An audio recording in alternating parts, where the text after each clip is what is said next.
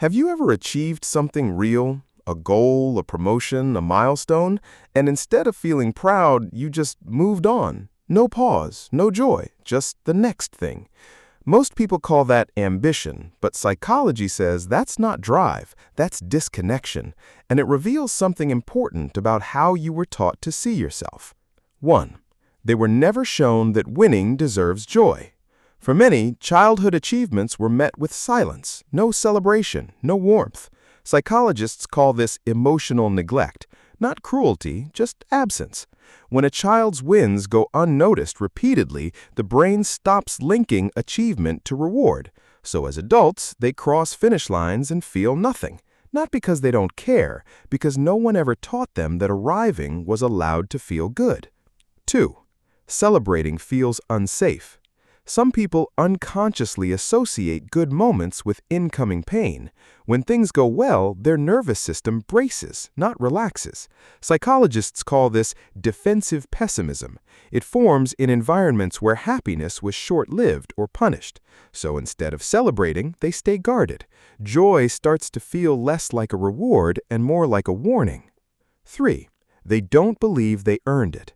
Imposter phenomenon doesn't just make people fear being exposed, it blocks celebration entirely. If you believe your success was luck or timing, celebrating it feels dishonest. So they minimize. They say it wasn't a big deal or anyone could have done it.